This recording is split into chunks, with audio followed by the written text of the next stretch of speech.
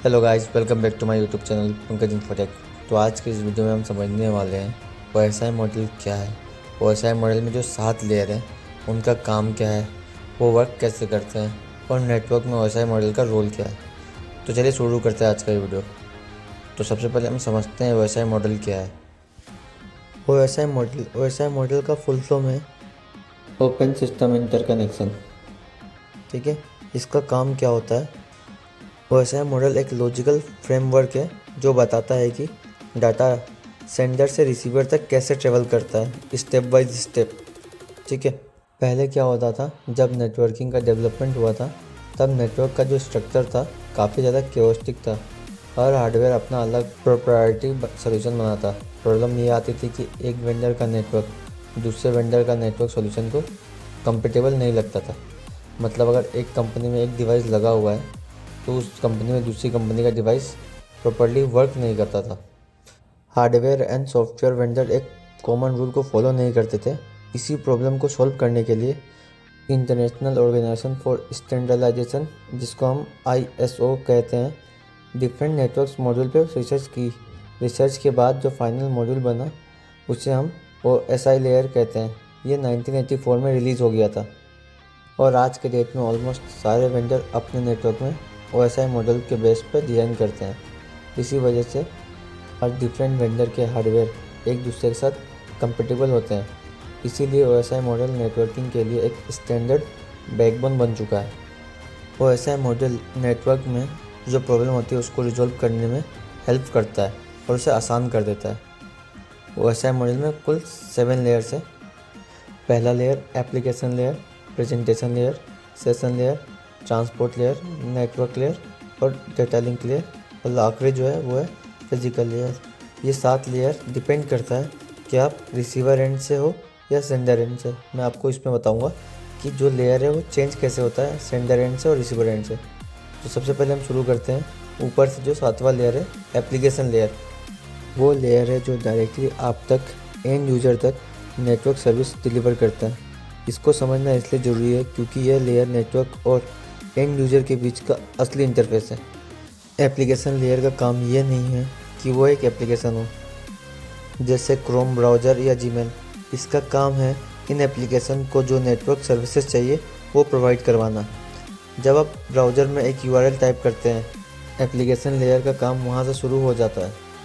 यह layer ensure करता है कि एप्लीकेशन को सही प्रोटोकॉल मिल सके, जैसे HTTP या HTTPS वेब ब्राउज़र के लिए, ईमेल सर्विसेज के लिए SMTP, या फिर डेटा एक फॉर्मेट में हो जिससे कि नेटवर्क में उसे समझा जा सके। अब हम समझते हैं एप्लीकेशन लेयर पे जो प्रोटोकॉल काम करती है, HTTP और HTTPS। तो सबसे पहले हम समझते हैं HTTP। HTTP वो प्रोटोकॉल है जिसके ज़रिए आप ब्राउज़र और वेब सर्वर बात करते हैं। एग्ज़ाम्पल के लिए जब हम अपने क्रोम ब्राउज़र पे या किसी भी ब्राउज़र पे www.example.com टाइप करते हैं तो ब्राउज़र एक HTTP जेल रिक्वेस्ट भेजता है सर्वर को और सर्वर HTML कंटेंट वापस भेजता है। HTTP स्टेटलेस प्रोटोकॉल है, मतलब हर रिक्वेस्ट इंडिपेंडेंट होता है। सर्वर को पिछली रिक्वेस्ट याद नहीं रहती, इसी लिमिटेशंस को कुकीज़ और सेशन में के जरिए हैंडल किया जाता है। अब हम समझते हैं HTTPS में HTTP के ऊपर TLS इंक्रिप्शन ऐड होता है, इसलिए जो हमारा ब्राउज़र में ऊपर की तरफ देखोगे आप तो एक लॉक आइकन बन के आता है और इसमें जो हमारा डेटा है वो इनक्रिप्टेड के तौर पे फ्लो करता है। और हम समझते हैं इसमें जो पोर्ट नंबर होता है HTTP और HTTPS का, जो डिफ़ॉल्ट पोर्ट नंबर है HTTP का वो है 80 और जो HTTPS का पोर्ट नंबर है वो है 443। अब हम समझते हैं दूसरा प्रोटोकॉल जो कि है FTP। FTP एक फ़ाइल ट्रांसफ़र प्रोटोकॉल है, ठीक है। इसका यूज़ एक सिस्टम से दूसरे सिस्टम में फ़ाइल ट्रांसफ़र करने के लिए यूज़ किया जाता है। ये 2 सेपरेट कनेक्शन यूज़ करता है, एक कंट्रोल कनेक्शन जो कि है पोर्ट 21 और दूसरा डेटा कनेक्शन जो है कि है पोर्ट 20। कंट्रोल कनेक्शन कमांड के लिए यूज़ होता है और data connection actual file transfer करने के लिए। FTP के 2 सिक्योर वर्जन हैं जो कि है SFTP और FTPS। ये FTP के सिक्योर वर्जन है जो कि इंक्रिप्शन प्रोवाइड करवाते हैं। आज के वेब डेवलपमेंट में डेवलपर्स अपना फाइल सर्वर पे डिप्लॉय करने के लिए FTP या SFTP यूज़ करते हैं। अब हम समझते हैं ईमेल प्रोटोकॉल्स में यूज़ होने वाले प्रोटोकॉल, जो कि SMTP, POP और IMAP। ईमेल के लिए 3 अलग अलग प्रोटोकॉल काम करते हैं और ये तीनों अलग अलग रोल्स एंड रिस्पॉन्सिबिलिटी है। सबसे पहले हम समझते हैं SMTP। SMTP का फुल फॉर्म है सिंपल मेल ट्रांसफ़र प्रोटोकॉल। ये पोर्ट नंबर 25 और 587 पे काम करता है। SMTP प्रोटोकॉल यह सिर्फ ईमेल भेजने के लिए है। जब आप कोई भी ईमेल का यूज़ करते हो या ईमेल सेंड करते हो तो वहाँ SMTP का काम आता है। यह उस प्रोटोकॉल है। अब हम समझते हैं ईमेल में यूज़ होने वाला दूसरा प्रोटोकॉल, जो कि POP3। POP3 का फुल फॉर्म है पोस्ट ऑफिस प्रोटोकॉल। ठीक है, POP3 क्या करता है कि जो कि हमारा जितना भी डेटा है वो सर्वर से डाउनलोड करके लोकल मशीन पे स्टोर कर देता है और सर्वर से जो कि है डेटा डिलीट कर देता है। इसका एक फ़ायदा ये है कि आप ऑफलाइन एक्सेस कर सकते हो। जब भी आपका डेटा डाउनलोड हो जाता है उन्हें आप बिना इंटरनेट के भी पढ़ सकते हो और ये एक सिंगली डिवाइस पे काम करता है। अब हम समझते हैं तीसरा प्रोटोकॉल, जो कि है IMAP। IMAP प्रोटोकॉल का फुल फॉर्म है इंटरनेट मैसेज एक्सेस प्रोटोकॉल। यह डिफ़ॉल्ट पोर्ट नंबर जो है इसका वो है 143। इस प्रोटोकॉल में जो ईमेल्स होते हैं वो सर्वर पे स्टोर होते हैं और मल्टीपल डिवाइस पे सिंक होता है। ठीक है, इसका ये फ़ायदा है कि आप IMAP मल्टीपल डिवाइस में यूज़ कर सकते हो। ठीक है, अब हम समझते हैं जो हमारा नेक्स्ट प्रोटोकॉल है वो है DNS। DNS का फुल फॉर्म है डोमेन नेम सिस्टम। DNS को इंटरनेट का फ़ोन बुक कहते हैं। जब हम गूगल पे कुछ भी सर्च करते हैं, सपोज कि हम गूगल पे google.com में सर्च करते हैं, लेकिन हमारे कंप्यूटर को नाम नहीं समझ आता। कंप्यूटर को सिर्फ समझ आता है नंबर्स। हर वेबसाइट का एक नंबर होता है जिसे हम IP एड्रेस कहते हैं। ठीक है, तो google.com का भी एक IP एड्रेस होता है। अगर मैं आपको बोलता हूँ कि आपको 2 चीज़ें याद रखनी है, या तो किसी का नाम या उसका मोबाइल नंबर, तो आपको क्या याद रहेगा? ऑब्वियसली आप उसका नाम याद कर पाओगे। तो DNS भी सेम इसी तरह से काम करता है। DNS को नाम याद होता है, उस नाम को वो IP में कन्वर्ट कर देता है। बस इतना ही काम है DNS का।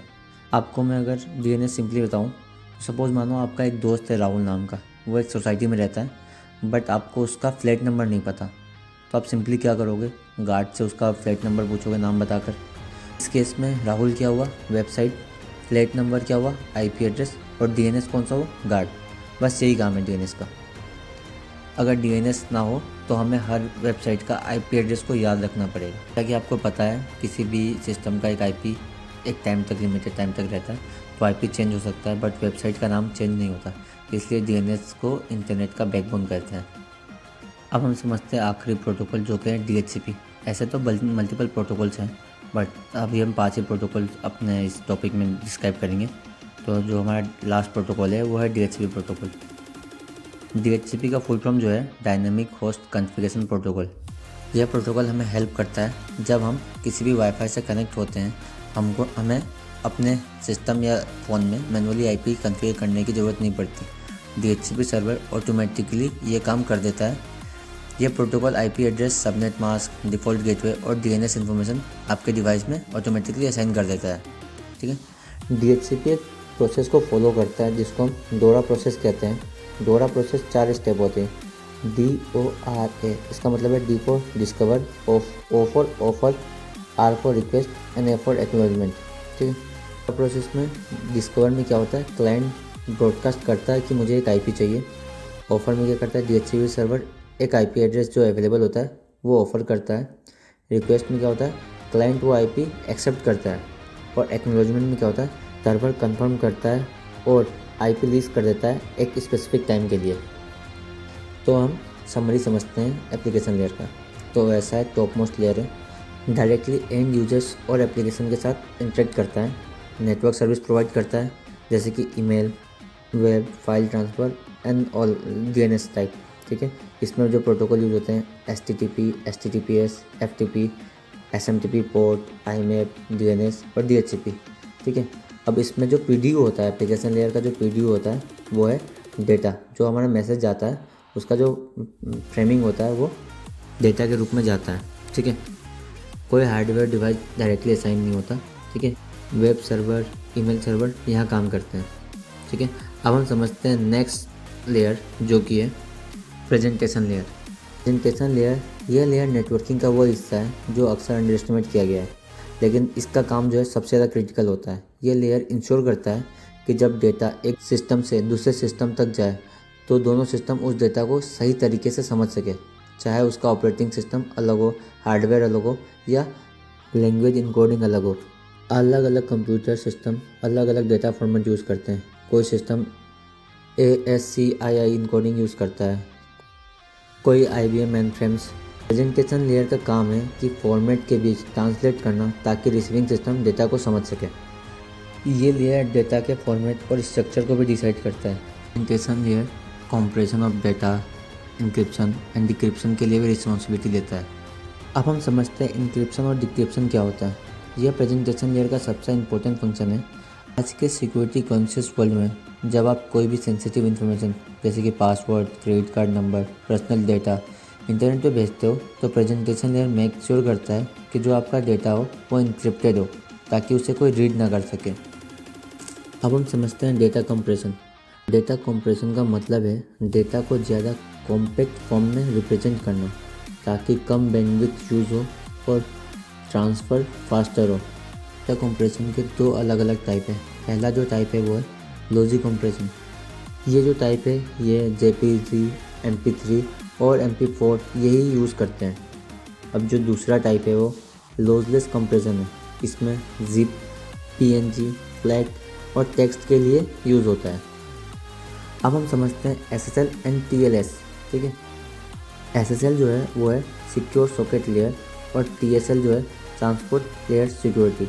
दोनों अक्सर एक दूसरे की जगह पे यूज़ किए जाते हैं, लेकिन टेक्निकली ये दो अलग अलग हैं। SSL पुराना प्रोटोकॉल है, SSL 3.0 तक आया था, लेकिन अब इसे कोई रिकमेंड नहीं करता।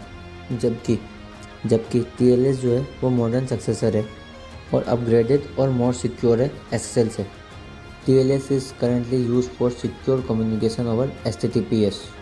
जैसा कि मैंने आपको प्रेजेंटेशन लेयर बताया, तो अब मैं इसको रिकॉल करता हूँ, समरी को जो है वापस से बताता हूँ। डाटा ट्रांसलेशन, अलग फॉर्मेट के बीच कन्वर्ट करना, जिसमें कि ASCII, Unicode and IBM main frames. Encryption and decryption SSL and TSL use करता है। डेटा कंप्रेशन, जिसमें कि दो टाइप यूज़ होता था, जिसमें लॉजी में JPG, MP3 और MP4 और दूसरे टाइप में लॉजीलेस में PNG और zip फाइल के लिए यूज़ होता था। अब इसमें मेन जो था हमारा, इसका जो PDU होता है, प्रेजेंटेशन लेयर का जो PDU होता है वो डेटा के फॉर्म में ही होता है।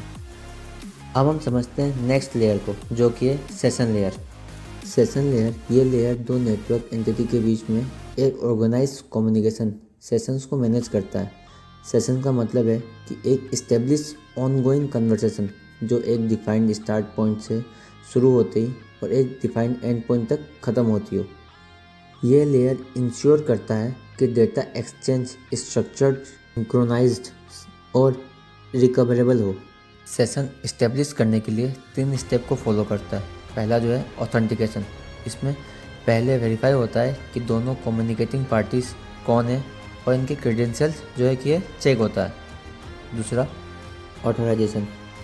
इसमें वेरीफाई होता है कि ऑथेंटिकेटेड पार्टी ये रिसोर्स एक्सेस करने के लिए परमिसेबल है या नहीं। ठीक है। जो तीसरा स्टेप है वो सेशन क्रिएशन। इस प्रोसेस में एक यूनिक सेशन आईडी जनरेट होता है और ये सारे कम्युनिकेशन को उस सेशन आईडी के तौर पे ही ट्रैक किया जाता है। अब हम समझते हैं सेशन मेंटेनेंस और सिंक्रोनाइजेशन। सेशन सिंक्रोनाइजेशन का मतलब होता है कि सेशन लेयर डेटा स्ट्रीम में चेक पॉइंट्स या सिंक्रोनाइजेशन पॉइंट्स इंसर्ट करता है। ये इसलिए इम्पोर्टेंट है क्योंकि अगर फाइल ट्रांसफ़र के बीच फेल हो जाता है तो पूरी ट्रांसफ़र दोबारा शुरू नहीं करने पड़े, सिर्फ लास्ट चेक पॉइंट्स को देखकर वहाँ से रिज्यूम की जा सके। फॉर एग्जांपल, अगर आप 500 MB का कोई फाइल ट्रांसफ़र कर रहे हो और वो 400 पे डिस्कनेक्ट हो जाए तो चेक पॉइंट्स के बिना पूरी 500 MB का फाइल दोबारा चेंज करना पड़ेगा। लेकिन अगर हमारे पास चेक पॉइंटिंग है तो सिर्फ रिमेनिंग 100 MB दोबारा भेजना होगा। अब हम समझते हैं सेशन टर्मिनेशन। उनको प्रॉपर्ली क्लोज करना ज़रूरी होता है। इसके दो वेज हैं, पहला ग्रेसफुल टर्मिनेशन एंड दूसरा अब्रप्ट टर्मिनेशन। ग्रेसफुल टर्मिनेशन का मतलब होता है दोनों साइड से एग्रीमेंट होने के बाद सेशन को क्लोज करना, और अब्रप्ट टर्मिनेशन का मतलब होता है कि कोई एरर या टाइम आउट के बाद जो है डिस्कनेक्शन हो जाना सेशन का। एग्जाम्पल के लिए हम ऐसे ले सकते हैं कि हम अभी क्रोम ब्राउज़र पे कोई 200 MB का फ़ाइल डाउनलोड कर रहे हैं, ठीक है, और वो अभी तक 100 MB डाउनलोड हुआ है। हम क्रोम ब्राउज़र को कट करते हैं तो हमसे वेरिफिकेशन मांगता है कि इसे कट करना है या नहीं। एक ग्रेसफुल टर्मिनेशन में आता है कि हमसे वो ऑथेंटिकेशन मांग रहा है, हमसे परमिशन मांग रहा है कि आपको वो क्लोज़ करना है या नहीं। दूसरा एग्जांपल है अब्रप्ट का, जो है जब भी हम IRCTC या कोई बैंकिंग साइट को ओपन करते हैं तो कुछ समय बाद खुद ब खुद सेशन लॉग आउट हो जाता है अगर आप माउस के कर्सर को नहीं लाओगे तब तक। तो ये 2 एग्जांपल है सेशन लॉग आउट के, सेशन क्लोज के, ठीक है। अब हम समझते हैं डायलॉग कंट्रोल्स, इसका रोल क्या है। OSI मॉडल में डायलॉग कंट्रोल डिसाइड करता है कि कम्युनिकेशन में कौन बोलेगा और कब बोलेगा। सपोज़ हम इस तरह से समझते हैं कि अगर हम फ़ोन पे किसी से बात कर रहे हैं और दोनों एक साथ फ़ोन पे बात करेंगे, जब दोनों एक साथ आपस में बोलेंगे तो किसी को भी वो कन्वर्सेशन समझ नहीं आएगा। तो अगर इस कन्वर्सेशन को मतलब बेटर बनाना है तो एक टाइम पे एक बंदा बोलेगा तो पूरा कन्वर्सेशन दोनों को ही समझ में आएगा। सेम डायलॉग कंट्रोल का भी OSI लेयर में यही काम होता है, ठीक है। अब हम समझते हैं नेट बायोस। नेट बायोस का फुल फॉर्म है network basis input output system. Net BIOS networking का एक फाउंडेशनल कंपोनेंट रहा है। यह सेशन लेयर पे काम करता है और सेम नेटवर्क में मशीन्स के बीच नेम रिजोल्यूशन और सेशन एस्टेब्लिशमेंट प्रोवाइड करता है। मॉडर्न नेटवर्क में DNS ने काफ़ी हद तक नेट बायोस रिप्लेस कर दिया है, लेकिन लेगेसी विंडोज़ इन्वायरमेंट में आज भी काम आता है। अब हम समझते हैं RPC, रिमोट प्रोसीड्यूर सेल, ठीक है। RPC एक पावरफुल मैकेनिज्म है जिसमें कि एक प्रोग्राम दूसरे कंप्यूटर पे किसी फंक्शन को कॉल कर सकता है, जैसे वो लोकली कॉल कर रहा हो। डेवलपर को नेटवर्किंग डिटेल्स नहीं देखनी पड़ती, RPC सब हैंडल कर लेता है। gRPC गूगल का मॉडर्न PC फ्रेमवर्क है, इस कॉन्सेप्ट पे बेस्ड है और माइक्रो सर्विसेज आर्किटेक्चर में एक्सट्रीमली यूज़ होती है। तो हम सेशन लेयर को रिकॉल करते हैं कि हमने क्या क्या सीखा। सबसे पहले सेशन एस्टेब्लिशमेंट, जिसमें 3 स्टेप थे। पहला authentication, authorization and session ID generation, ठीक है। उसके बाद सेशन मेंटेन करने के लिए चेक पॉइंटिंग, सिंक्रोनाइजिंग और डायलॉग कंट्रोल, ठीक है। सेशन टर्मिनेशन के लिए 2 टाइप थे, पहला ग्रेसफुल और दूसरा अब्रप्ट क्लोजर, ठीक है। उसके बाद की प्रोटोकॉल्स हमने पढ़ा, नेट बायोस, ठीक है, RPC, ठीक है। अब सबसे मेन चीज़ जो इसका PDU होता है, सेशन लेयर का जो PDU होता है वो डेटा फॉर्म में ही होता है, ठीक है। अब हम समझते हैं चौथा लेयर जो कि है ट्रांसपोर्ट लेयर। ट्रांसपोर्ट लेयर को OSI मॉडल का हार्ट कहा जाता है और वजह बिल्कुल क्लियर है, क्योंकि यह एंड टू एंड कम्युनिकेशन की गारंटी करता है। मतलब सेंडर की एप्लीकेशन से रिसीवर की एप्लीकेशन तक डाटा कंप्लीट और करेक्ट ऑर्डर में पहुँचे, ये जिम्मेदारी ट्रांसपोर्ट लेयर की है। यहाँ हम TCP और UDP को डीपली समझेंगे, जो नेटवर्किंग के 2 सबसे फंडामेंटल प्रोटोकॉल्स हैं। अब हम समझते हैं सेगमेंटेशन और रीअसेंबली। अपर लेयर से एक बड़ा डेटा ब्लॉक आता है तो ट्रांसपोर्ट लेयर इस डाटा को छोटे मैनेजेबल पीसेस में तोड़ता है, जिसे हम सेगमेंट कहते हैं, ठीक है। हर सेगमेंट पे एक सीक्वेंस नंबर होता है। रिसीवर पे ये segments out of the order आ सकता है अलग राउटर से ट्रेवल करके, लेकिन ट्रांसपोर्ट लेयर सीक्वेंस नंबर के बेसिस पे इन्हें सही ऑर्डर में रीअसेंबल कर देता है। ट्रांसपोर्ट लेयर का जो मेन फंक्शंस में से एक फंक्शन है वो है फ्लो कंट्रोल करना। फ्लो कंट्रोल इंश्योर करता है कि सेंडर इतनी फास्ट डेटा को ना भेजे पर ओवरवेम हो जाए और रिसीवर का बफर फुल हो जाए तो डेटा लॉस हो जाएगा। TCP में स्लाइडिंग विंडोज़ मैकेनिज्म यूज़ होता है। रिसीवर अपना विंडो साइज सेंडर को बताता है, मतलब कितना डेटा वो एक्सेप्ट कर सकता है बिना एक्नॉलेजमेंट के। सेंडर सिर्फ उतना डेटा ही आगे भेजता है।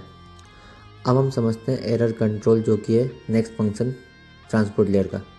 Transport layer specially TCP errors detect और करेक्ट करता है। अगर कोई सेगमेंट लॉस हो जाए, करप्ट हो जाए या फिर आउट ऑफ द ऑर्डर हो जाए तो TCP उसको हैंडल कर लेता है। इसमें एरर डिटेक्शन के लिए चेकसम यूज़ होता है। अगर सेगमेंट करप्ट हो जाए तो नाक एक्नॉलेजमेंट आगे की ओर जाता है, जो कि सिंपली रिजेक्ट हो जाता है। तो सेंडर क्या है, रिट्रांसमिट करता है डेटा को। नाक का मतलब है नेगेटिव एक्नॉलेजमेंट। हम समझते हैं TCP, जो कि है ट्रांसमिशन कंट्रोल प्रोटोकॉल, ठीक है। TCP एक कनेक्शन ओरिएंटेड रिलायबल प्रोटोकॉल है।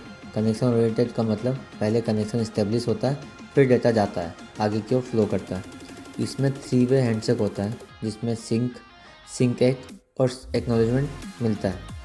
तो अब हम समझते हैं सिंक मैसेज, ठीक है। 3 वे हैंडशेक का पहला स्टेप जो है SYN सिंक। इस प्रोसेस में क्लाइंट सर्वर से पूछता है क्या तुम अवेलेबल हो, मैं तुमसे कनेक्शन स्टार्ट करना चाहता हूँ। तो इस पैकेट में एक सिन फ्लैग जाता है, कोई भी एक सीक्वेंस नंबर हो सकता है, वो 1 2, ठीक है। हम अभी एग्जांपल के लिए समझते हैं 500। तो इसमें क्लाइंट बोलता है कि मैं अपना डेटा जो है वो 500 काउंट से स्टार्ट करूँगा, ठीक है। अभी वो कनेक्शन इस्टेब्लिश करते हैं, रिक्वेस्ट भेजता है, कनेक्शन इस्टेब्लिश नहीं हुआ है। उसके बाद ये प्रोसेस सेकेंड स्टेप पे जाता है जो होता है सिंक 1, ठीक है।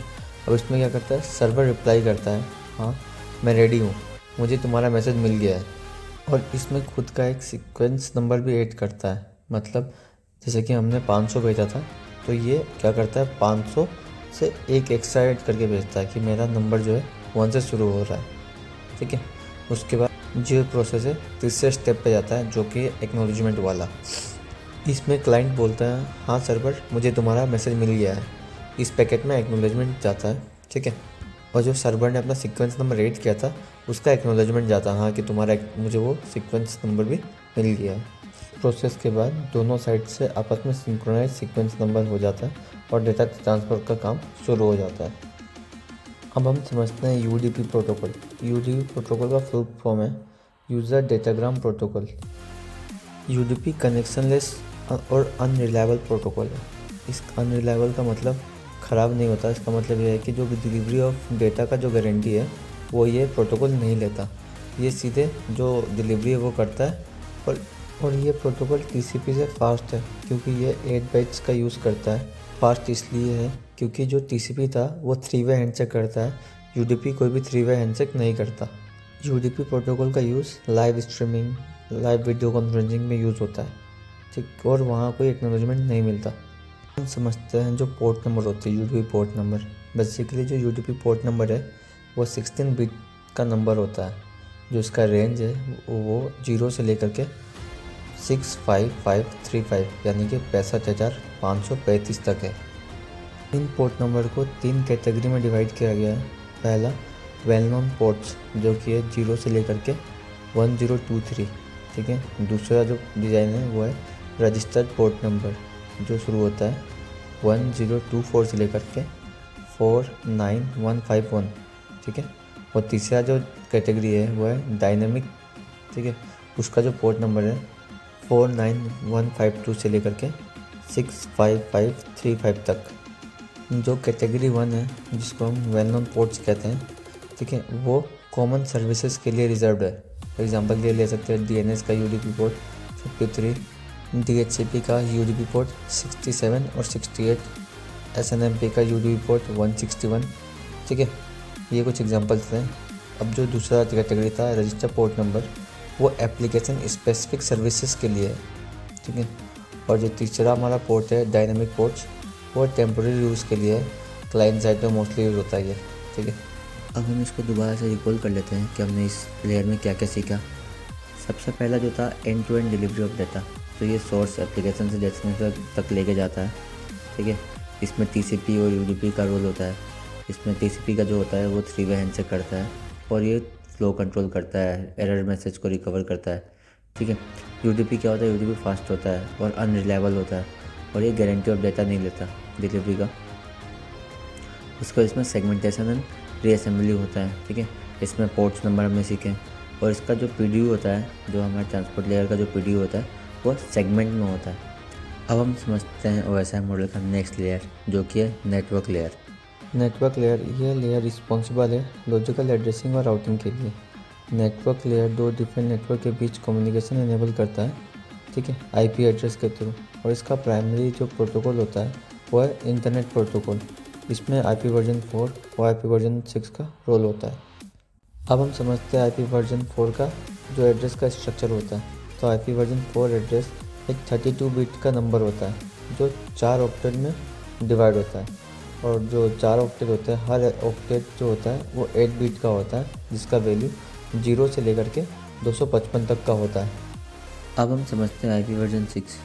ये टोटल 128 बिट्स का एड्रेस होता है जिसमें टोटल 340 अनडेसिलियन, मतलब कि आईपी कभी ख़त्म ही नहीं हो सकता प्रैक्टिकली, ठीक है, इतने आईपी एड्रेस होते हैं। और आईपी वर्जन 6 8 ब्लॉक्स का होता है और हर ब्लॉक में 4 हेक्साडेसिमल डिजिट होता है जिसमें जिसमें जो आईपी एड्रेस होता है वो अल्फ़ाबेट और न्यूमेरिकल दोनों का मिक्सचर होता है। तो हम समझते हैं कुछ प्रोटोकॉल्स के बारे में, जो कि ICMP प्रोटोकॉल। ICMP का फुल फॉर्म है network control message protocol. ICMP network layer का डायग्नोस्टिक प्रोटोकॉल है, डेटा ट्रांसफ़र के लिए नहीं, एरर रिपोर्टिंग और नेटवर्क टेस्टिंग के लिए यूज़ होता है। अब हम समझते हैं दूसरा प्रोटोकॉल जो कि OSPF। OSPF का फुल फॉर्म होता है ओपन शॉर्टेस्ट पाथ फर्स्ट। ये एक डायनामिक प्रोटोकॉल है। OSPF डिजिक्स्ट्रा एल्गोरिथम पे काम करता है। ये पूरा नेटवर्क टोपोलॉजी का मैप बनाता है, फिर इसमें से शॉर्टेस्ट पाथ को कैलकुलेट करके जो हमारा डेटा होता है उसे आगे की ओर फॉरवर्ड कर देता है। OSPF में मैट्रिक्स को कॉस्ट बोलते हैं, जो हमारा कॉस्ट कैलकुलेट होता है बैंडविड्थ के बेस पे होता है। ठीक है, फॉर्मूला सिंपल है, हाई बैंडविड्थ लो कॉस्ट, लो बैंडविड्थ हाई कॉस्ट। ठीक है, और जो हमारा राउटर है वो हमेशा लोएस्ट कॉस्ट को ही चूज़ करता है पैकेट को आगे फॉरवर्ड करने के लिए। OSPF कई मल्टीपल एरियाज में डिवाइड होते हैं। ठीक है, उसमें से जो हमारा एरिया 0 होता है वो बैकबोन एरिया कहलाता है OSPF में, और सारे एरिया 0 एरिया से कनेक्टेड होते हैं। OSPF में टोटल 5 पैकेट्स हैं, hello packet, database description, link state request, link state update और लिंक स्टेट एक्नॉलेजमेंट। ये 5 पैकेट्स होते हैं OSPF के। इसको हम शॉर्ट्स में hello, DBD, LSR, LSU, LSEC बोलते हैं। OSPF का जो एडमिनिस्ट्रेटिव वैल्यू होता है वो 110 होता है। ठीक है, OSPF एक IGP प्रोटोकॉल है। अब हम समझते हैं नेक्स्ट प्रोटोकॉल, जो कि है BGP। BGP का फुल फॉर्म है बॉर्डर गेटवे प्रोटोकॉल। ये एक्सटीरियर गेटवे प्रोटोकॉल है। ये वो प्रोटोकॉल है जो लिटरली आपका जो इंटरनेट है वो एक्सेस करवाता है। ठीक है, सारे जो ISP बड़ी बड़ी ऑर्गेनाइजेशन है वो BGP का यूज़ करते हैं अपना राउटिंग इन्फॉर्मेशन एक दूसरे के साथ शेयर करने के लिए। फॉर एग्जांपल, जैसे कि हम कोई फेसबुक साइट एक्सेस करते हैं तो वो BGP डिसाइड करता है कि हमारे लिए कौन सा बेस्ट पाथ है, ताकि हम फेसबुक को इजीली फास्ट पे एक्सेस कर पाएँ।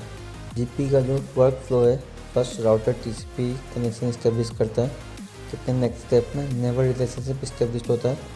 उसके बाद जो तीसरा स्टेप होता है राउटिंग इन्फॉर्मेशन एक्सचेंज होता है। चौथे स्टेप में बेस्ट पाथ का सिलेक्शन होता है। ठीक है, BGP TCP प्रोटोकॉल पे काम करता है, UDP पे नहीं करता, क्योंकि TCP रिलायबल होता है। BGP का जो पाथ सिलेक्शन का प्रोसेस है कुछ इस तरह से है। BGP टोटल 7 स्टेप को फॉलो करता है बेस्ट पाथ सिलेक्शन के लिए। पहला हाईएस्ट वेट, दूसरा है हाईएस्ट लोकल प्रेफरेंस, तीसरा शॉर्टेस्ट एस पाथ, फोर्थ जो है लोवेस्ट ओरिजिनल टाइप, पांचवा जो है लोवेस्ट MED, छठा जो है eBGP प्रीफर्ड ओवर IBGP, और सेवेंथ जो लास्ट पॉइंट है वो लोएस्ट राउटर ID। अब हम इसको रिकॉल करते हैं कि हमने नेटवर्क लेयर पे क्या क्या सीखा। First, logical addressing IP version 4, IP version 6 का यूज़ होता है। राउटिंग बेस्ट पाथ सिलेक्शन करता है। राउटिंग प्रोटोकॉल OSPF, BGP, ठीक है, ICMP प्रोटोकॉल। ठीक है, इसमें फ्रेगमेंटेशन होता है, बड़े पैकेट्स को छोटे फ्रेगमेंट में तोड़ते हैं, और इसका जो PDU होता है वो पैकेट्स में होता है, और इस लेयर पे L3 डिवाइस राउटर जैसी डिवाइसेस काम करती हैं। अब हम समझते हैं OSI लेयर का नेक्स्ट लेयर जो कि है data link layer. Data link layer same network पर डायरेक्ट कनेक्टेड नोड्स के बीच रिलायबल डेटा ट्रांसफ़र करता है। ये लेयर फिजिकल मीडियम के ऊपर रिलायबल लिंक क्रिएट करता है, जैसे कि मैक एड्रेस का यूज़ करके वो जो डेटा है उसको फ्रेम में ऑर्गेनाइज करके एरर डिटेक्ट करके आगे की ओर फॉरवर्ड करता है। अब हम समझते हैं मैक एड्रेस क्या होता है। मैक एड्रेस एक 48 बिट्स का ग्लोबल यूनिक आइडेंटिफायर है जो हर नेटवर्क इंटरफेस कार्ड में मैन्युफैक्चरर के द्वारा परमानेंटली प्रोग्राम्ड होता है। इस हार्डवेयर एड्रेस या फिजिकल एड्रेस को एप्लीकेशन के थ्रू चेंज भी किया जा सकता है। इसी को हम मैक स्पूफिंग भी कहते हैं। जैसा कि मैंने आपको बताया, मैक एड्रेस टोटल 48 बिट्स के होते हैं, और स्टार्टिंग के 3 बाइट्स जो होते हैं वो OUI होते हैं, जिसको हम ऑर्गेनाइजेशनल यूनिक आइडेंटिफायर कहते हैं। ये OUI हमें मैन्युफैक्चरर आइडेंटिफाई करने में हेल्प करता है, और लास्ट के जो 3 बाइट्स होते हैं वो डिवाइस आइडेंटिफायर होते हैं। अब हम समझते हैं CRC क्या है। CRC का फुल फॉर्म है साइक्लिक रिडंडेंसी चेक। यह एक एरर डिटेक्शन मेथड है जो डाटा लिंक लेयर 2 पे यूज़ होता है। सिंपली CRC चेक करता है कि डेटा करप्टेड है या नहीं। अब हम समझते हैं LLC सब लेयर्स क्या होता है। LLC का फुल फॉर्म है लॉजिकल लिंक कंट्रोल, जो कि है IEEE 802.2। ठीक है। LLC sub layer data link layer का अपर पोर्शन है। यह नेटवर्क लेयर के साथ इंटरफेस प्रोवाइड करता है।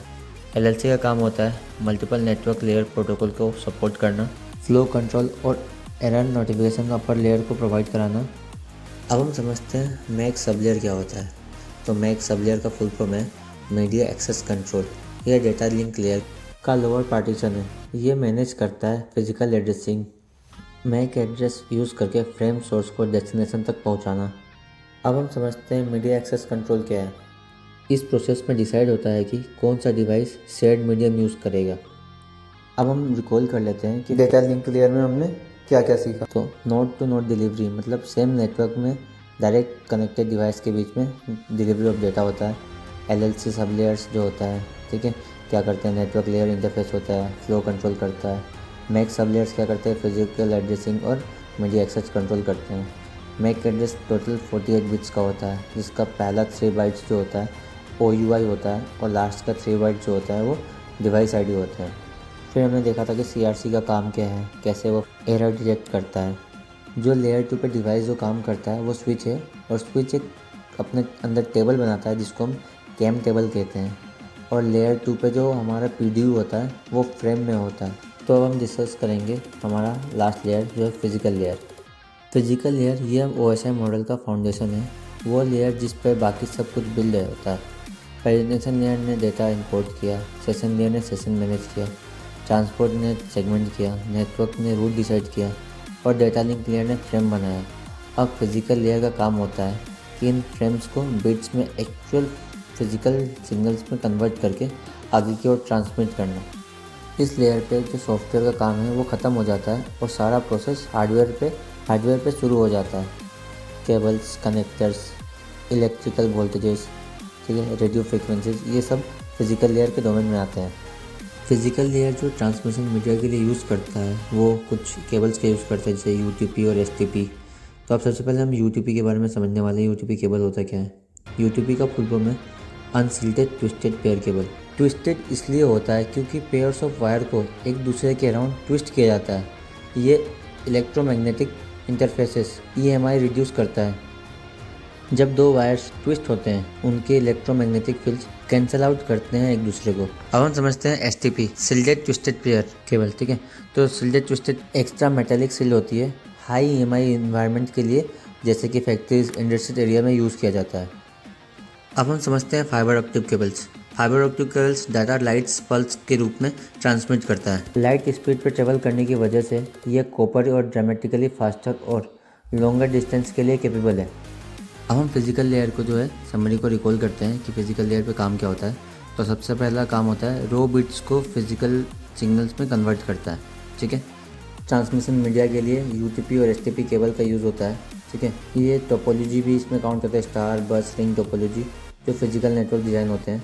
मैं आपको दोबारा से OSI मॉडल के जो PDU होते हैं वो आपको दोबारा बता देता हूँ। एप्लीकेशन लेयर में जो PDU होता है वो डेटा के फॉर्म में होता है। प्रेजेंटेशन लेयर में भी डेटा के फॉर्म में होता है। सेशन लेयर में भी डेटा के फॉर्म में होता है। ऊपर के जो 3 लेयर होते हैं उसमें जो PDU होता है वो डेटा होता है। ठीक है, चौथा लेयर जो ट्रांसपोर्ट लेयर है वो उसमें डेटा का जो सेगमेंटेशन होता है, मतलब छोटे छोटे टुकड़ों में डिवाइड होता है। और नेटवर्क लेयर पे उस छोटे छोटे टुकड़ों को पैकेट्स में असाइन किया जाता है। उसके बाद जो PDU होता है पैकेट्स होता है। उसके बाद जो हमारा आता है डेटा लिंक लेयर में, डेटा लिंक लेयर में जो होता है PDU वो फ्रेम में हो जाता है, पैकेट्स को फ्रेम में कन्वर्ट होता है। और फिजिकल लेयर में जो फ्रेम बनता है उसको बिट्स में कन्वर्ट करते हैं। तो ये मैंने आपको रिसीवर एंड से बताया। ठीक है, अगर सेंडर एंड पे हो तो सेंडर एंड से क्या होता है कि पहला जो लेयर होता है वो फिजिकल लेयर होता है, क्योंकि हमें फिजिकली बिट से डेटा आगे की ओर ट्रांसफर होता है जो हमारे केबल्स के थ्रू। उसके बाद क्या, डेटा लिंक लेयर वायर से स्विच पे जाता है। स्विच के बाद क्या आता है हमारा नेटवर्क लेयर। नेटवर्क लेयर पे हमारा काम करता है राउटर। ठीक है, तो वहाँ राउटर पे जाता है। उसके बाद क्या है, ट्रांसपोर्ट लेयर। राउटर लेयर पे डिसाइड होता है कि कौन सा पाथ हमें डिसाइड करके आगे की ओर भेजना है, बेस्ट पाथ कौन सा है हमारे लिए। उसके बाद हमारे आता है सेशन लेयर। ठीक है, उसके बाद प्रेजेंटेशन लेयर में क्या होता है, डेटा का फॉर्मेट जो होता है वो डिसाइड होता है। उसके बाद एप्लीकेशन लेयर में रिसीवर तक पहुँच जाता है। तो होप आपको ये सारा कॉन्सेप्ट समझ में आया होगा। अगर आपको किसी भी चीज़ में कोई प्रॉब्लम होती है तो आप मुझे कमेंट में कमेंट कर सकते हो और मैं आपको उसका सॉल्यूशन दूंगा। Thank you for watching my YouTube channel Pankaj infotech.